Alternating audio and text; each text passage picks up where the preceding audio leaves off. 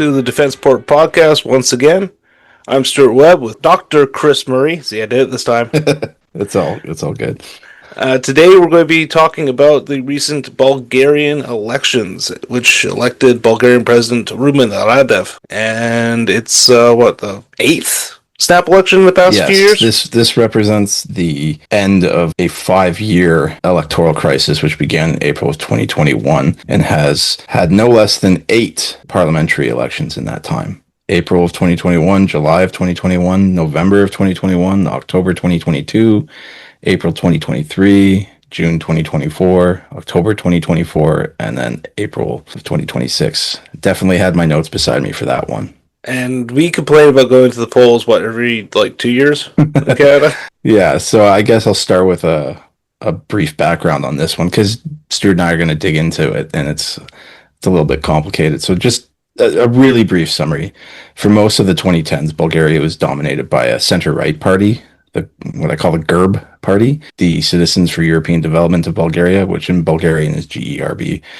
But I won't do the Bulgarians a disservice of butchering their language by trying to pronounce it. By 2020, large anti-corruption protests had erupted against the government, the prosecutor's office, just entrenched patronage networks. It weakened trust in the political establishment. And the regular parliamentary elections in April of 2021 didn't produce a clear majority. GERB remained the largest party, but lost a lot of seats. And with several new anti-establishment, anti-corruption parties entering parliament, no one could build a coalition. And because no cabinet could be formed, Bulgaria entered this cycle of continuous election. I don't want to get into it too far, and I don't like just pointing people who are listening to our articles, but I did write a couple on this in 2024 that could be useful. So if you go to Defense Report and just type Bulgaria into the search, I'm sure, Stuart, you'll probably put the links into the...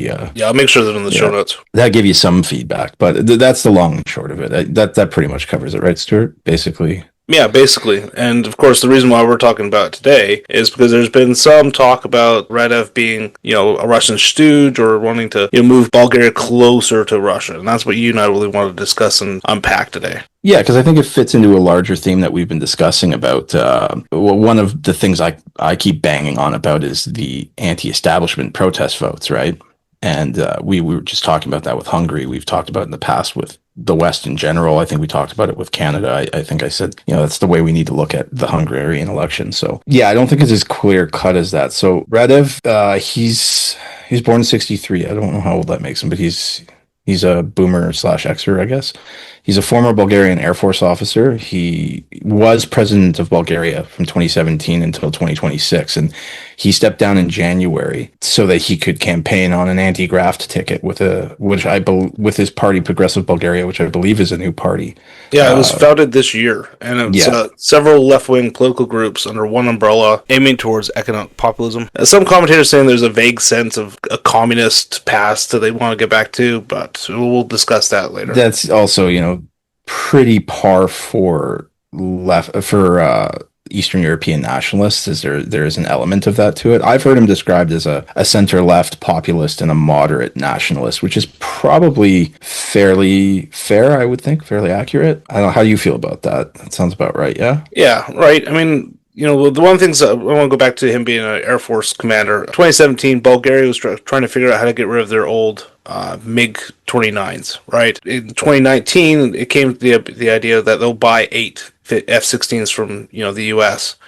Radev actually vetoed this plan, saying that the price is too much, contract details were too vague, but they ended up buying 16 overall, and they are getting closer to NATO that way. So again, it's one of those things where you'd probably be touching on is that, yeah, there's a step towards the east, but it's definitely 2 steps towards the west as well. Yeah, it's more complicated than being pro or anti-Kremlin. What I want to say is that it's more that he's Bulgarian and Bulgarian first, right? It's worth mentioning he also won 40. Before we get into it, I just wanted to throw this out there. He won 44% of the vote. That's 30 percentage points ahead of the center-right GERB, which was the default ruling party. It's a huge win. He's got an absolute majority. And he rode a wave of voter anger at entrenched corruption. The veteran parties have all allowed that. And I think that's how it should be viewed. Like I said repeatedly, it's under the larger trend towards anti-establishment. But like Stuart's already alluded to here, there's concerns he's Kremlin friendly. He does oppose military aid to Ukraine. He's criticized recent defense agreements signed between Bulgaria and Ukraine and opposes like sending arms to Kyiv. And so there is concerns among some that it could bring a shift in Bulgaria's foreign policy. I don't think that's really the case. I see it as a continuation. He's also pledged not to use Bulgaria's veto to block EU decisions, and now, and you know, a lot of people have noted that, you know, he's consistently denied being aligned with the Kremlin. He's backed EU membership. He's appeared deliberately vague on foreign policy, which, you know, that's why I wanted to bring up he won 44% of the vote. I think this is the same as Magyar. Yeah. So one of the things that just happened too is like last week, one of his closest associates, Slavy Vasiliev, I believe is his name. He specifically said in public, like, we don't want closer ties with Russia, but we want active continued participation in NATO and the EU, which is something Radev promised in his election. He was saying, like, he promised a European path, but with conditions. You know, he did criticize joining the Eurozone in January, but you also have to consider this guy's been president since 2017, overseeing all of this chaos. I think it's just about caution. He said that he would make every effort to continue on a European path, but he warned of, like, a strong Bulgaria and a strong Europe need critical thinking and pragmatism. He says that Europe's fallen victim to its own ambition to be a moral leader in the world, in a world without rules. So this is where I come back to him being Bulgarian. Bulgaria is on the front line with Russia, right? And they're in a pretty tough spot, financially, politically. So I think this is more about him just trying to thread the needle. You know, he gained this reputation of pro or Russian sympathies because of his opposition to EU and Ukraine. But I think it's more about worrying about, at the time, Russia taking it further and into Bulgaria, which is historically Russia's sort of perceived backyard, part of their greater Russian empire, right? I think that's what's underlying it.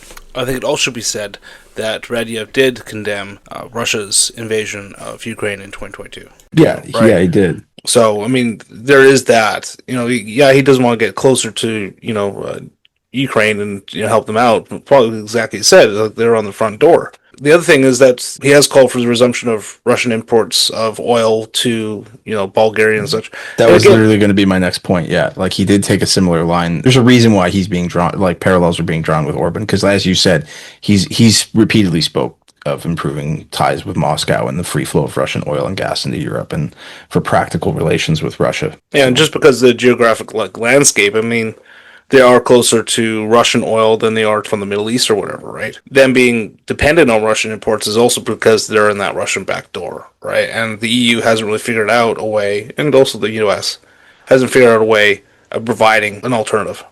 Well, and there's pipelines and refineries in Bulgaria as well, right? That Russian gas flow through, which might also explain why Radev has criticized the EU for relying too heavily on renewable energy. This is about the Bulgarian economy, I think, more than anything else. So, like, he's been vague on policy, but so is Magyar, and it's proven successful because now he has a majority. So maybe he can now deal with the more structural issues facing Bulgaria.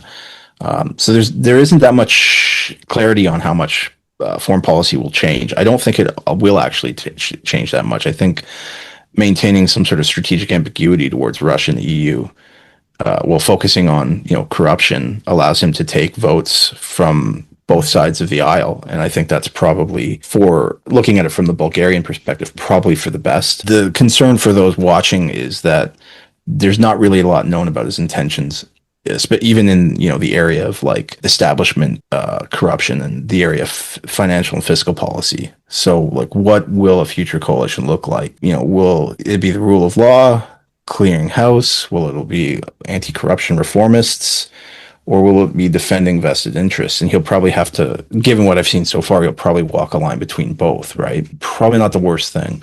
No, he'll have to, but, Bulgaria's GDP is about 126 billion euros.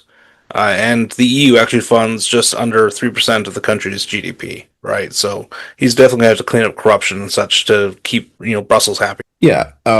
So there's a lot of systemic issues facing Bulgaria. And I think the Europeans seem to recognize that because, the Atlantic Council was talking about how a Radev government could become the replacement for Hungary's as Putin's proxy inside the EU and NATO. But they're also saying, it wouldn't be like Orban. And if you look at what the Europeans are saying as opposed to the Atlantic Council, they're saying we don't seem to take over as like the disruptor in chief, right? I think they recognize that. Well, first off, his majorities is not big enough to embark on full scale overhaul of the judicial system by itself.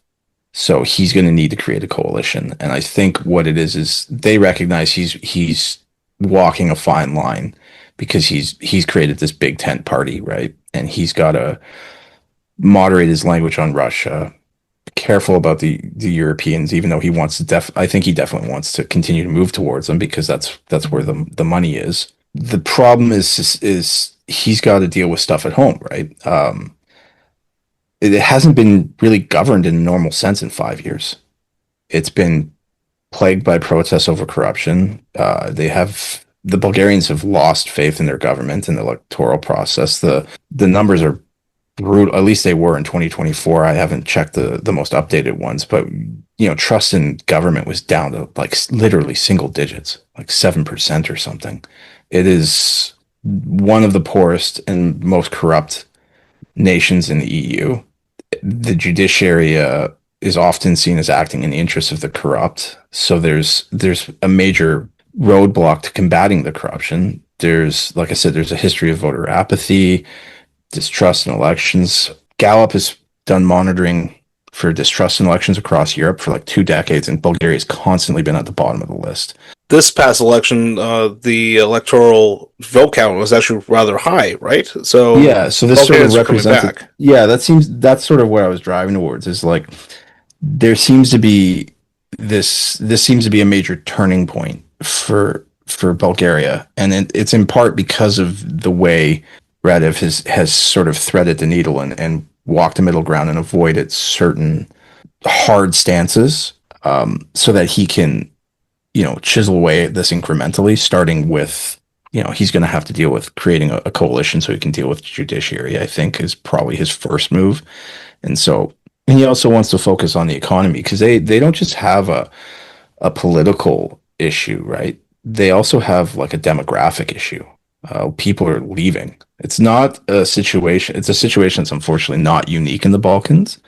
It's an extreme case. I think that's what's going on here, right? Like he's got a hollowed out system where it's same as Hungary, really, where the captured judiciary, regulators, media. So there's a lot to try and dismantle there. Yeah, and it's not as if the Russians aren't actively interfering in Bulgaria, right? Like this is something that was going on during the most recent election. There was discussion of Russian interference. Bulgaria's caretaker prime minister was talking about how he was going to take tougher action against vote buying and election manipulation, and asked the EU to help fight off election interference from Russia with social media and propaganda websites. Radev, interesting, responded by saying this was a plan to enforce an election annulment if his party were to win, which, I mean, with the way he won, that's not really a threat. But, Russia does engage in disinformation campaigns. They use, social media to manipulate public opinion, propaganda websites to spread false narrative and discredit opposition parties. They also use cyber attacks and leveraging proxy actors like Serbia, the Serbian Orthodox Church, to try and destabilize the region. So, one of the things that Bulgaria started to do is move to the EU to they want to create like an active rapid response systems, so that they can have direct communication with social media platforms like Meta, Google, TikTok to combat misinformation. And we're finding that it's not just Bulgaria. I mean, even like Canada has to do that now too, right? So he's in a very delicate position, which is essentially like if I had to boil this down to a couple of things, it would be like this is an establishment in quotes here, because it was Bulgaria was much like Hungary. It was corrupt and run on cronyism, and young people in particular were leaving, and people were sick of it. The economy was a disaster, so it was an anti-establishment protest vote to clean house and change things, and he's threading the needle and walking a very fine line. So I wouldn't read too much into the fact he's moderating his language. I think that's a reasonable thing for him to be doing. Yeah, and I think we should also point to a 2024 Gallup International Balkan study that came out. It showed that 49.9% of Bulgarians actually preferred to be more aligned to the European Union and NATO, where 17.1% were leaning more towards Russia and China, and remaining like 25, undecided.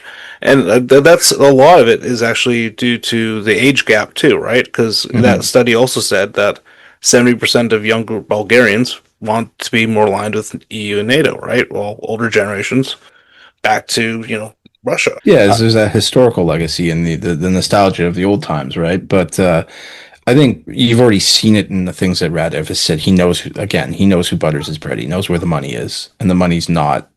It's not in Russia. It's not. So I think it's just a sign of trying to balance things. But it's also something important to keep in mind that this is happening in the context of like larger issues with the Balkans, right? On the one hand, you talk about Russian disinformation. That's been going on for a really long time, right? Like Macedonian counterintelligence documents leaked back in like 2017 had documented Russian spies and diplomats in cooperation with the Serbs they'd been in a campaign like a decade long at that point to sow discord in Macedonia. There's the coup d'etat attempt in Montenegro in 2016, the day of the election, right, where they arrested that special prosecutor arrested those Russian intelligence agents. Do you recall that? Vaguely, actually, Yeah, but yeah. This is a thing, right? It was 10 years ago, and this happens all the time in the Balkans, right? Currently, you've got, just to put it in context, Slovenia's caretaker prime minister just announced that they were unable to form a government. And well, what's going on there, right? Well, there's been campaigns in that country as well to sow discord, and it's paved the way for a return of the populist Janez Janša, I think is Janez Janša, so Slovenian Democratic Party, that they just backed a pro-Russian Renzica party bid to have their leader as the Speaker of the House. He's had recent frequent run-ins with Brussels as prime minister. Slovenian values, restoring traditional Slovenian values and to close the money pipe and being very anti-EU. So there seems to be Russian there. At the same time, you've got Montenegro. The EU just started work on drafting the accession treaty for Montenegro, and Montenegro's been a very interesting case because they've been really targeted and they've been really trying to move towards Europe. They've been very aggressive about it, right?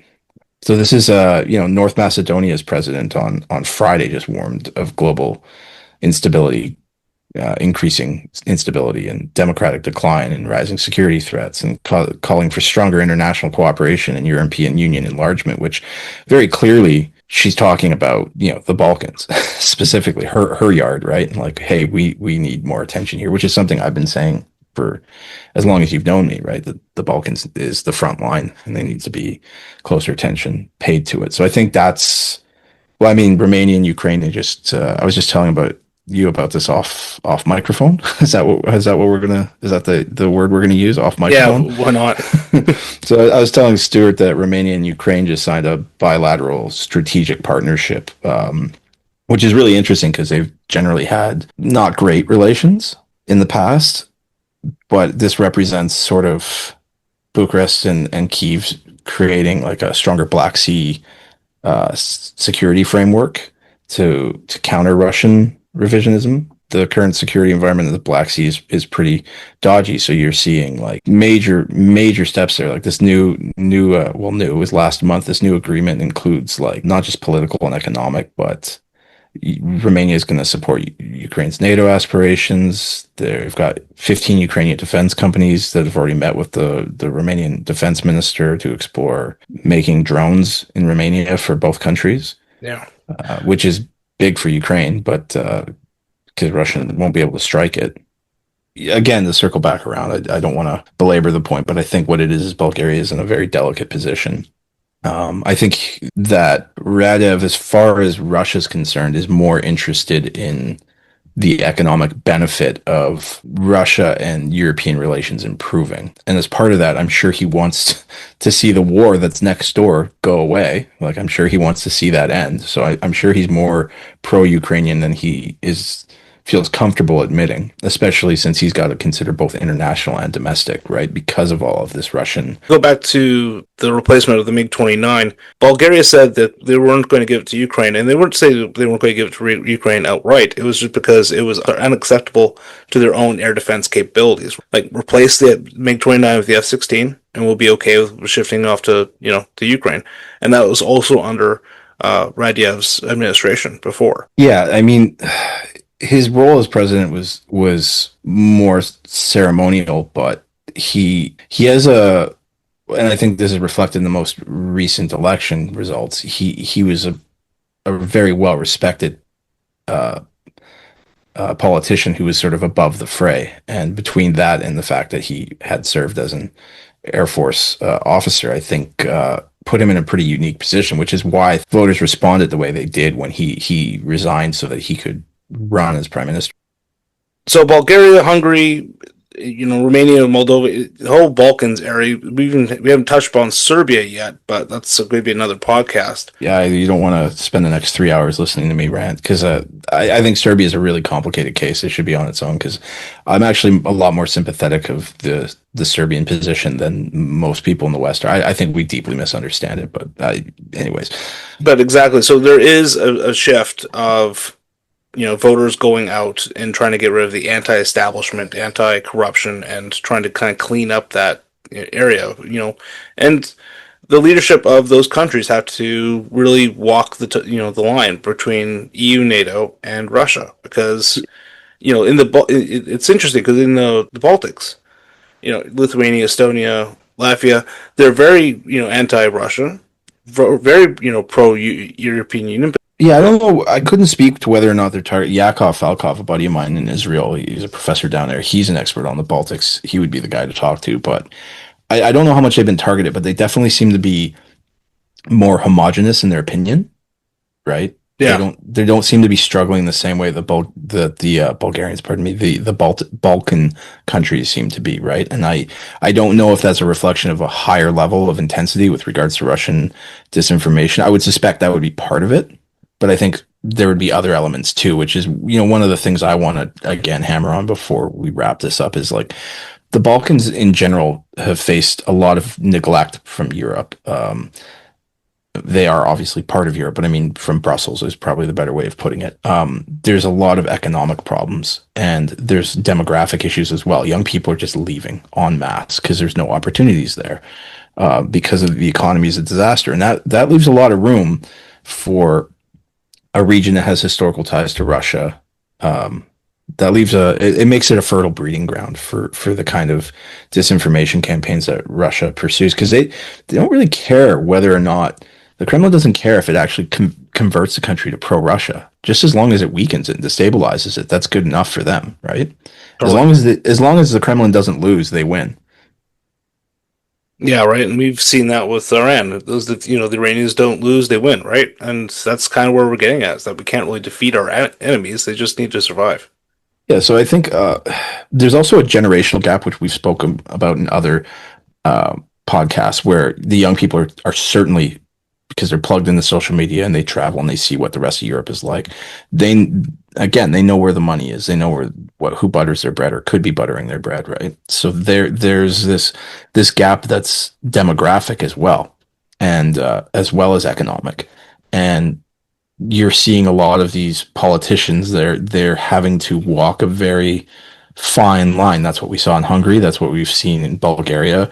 I'm sure you'll see it elsewhere, where increasingly leaders will have to walk a very fine line, and you're going to see it. And you're seeing this globally, not just in the Balkans, but the young people are like, we've had enough of this establishment graft. We've had enough of the corruption. And so you're seeing governments come in that are very limited in their focus, where they're not talking about larger controversial issues, and they're focusing on cleaning up the judiciary or cleaning up this or that, the patronage, the corruption, which, to be fair, is a really good starting point. And on that good starting point, I think we should wrap up this episode. Starting point is an ending point. Exactly, right? We'll wrap up this episode of the Defense Port podcast. Yeah, I'm sorry I've eaten up so much of the time, and you didn't really get to say much. I kind of Well, this is your wheelhouse, right? This is your wheelhouse. I'm pretty sure that when we talk about Mali or Al Qaeda, that I'm going to be eating it most of the time as well, right? So yeah, I feel bad that we don't have more of a back and forth, but this is the one where I can kind of just go. So exactly. So to our listeners, sorry you had to listen to me just prattle on like that, but yeah, I assure you, Stewart knows more than he knows more than he got to show here. I just want to end on a little note about Chris Murray. So last year at CanSec, I was trying to get his attention, right? Chris. I was trying to tell him that GDLS, General Dynamics Land Systems, gave away tote bags, right? Because we were getting some stuff from the vendors out there. And I turned to one guy, like, just watch this. I know I've been trying to get hold of him, right? Dr. Chris Murray. All of a sudden, the guy turns around and is like, what do you want, Stewart? I'm like, yeah, so. What Stewart doesn't tell you, though, is that I'm partially deaf in one ear. So, don't read too much into that. It's not just the ego. It's that you're also yelling. You'll be lucky if that makes defense. the cut. You'll be in your defense. You'll be lucky if that makes the cut. Well, on that note, we'll call it a day. So, all right. Thank you for putting up with me, Stewart, on this one. Oh, and thank you, Chris, as always. And once again, thank you, listeners, for listening to us ramble, rant, and kind of stumble through sometimes. Right? Indeed. All right. Take care. Bye-bye. Thank you for listening to the Defense Support Podcast. Please like, subscribe, follow on your preferred podcast platform. Please leave us a review and make a comment. That's how others find our show and what wisdom we can provide. So, again, thank you very much, and you'll hear from us soon. Bye.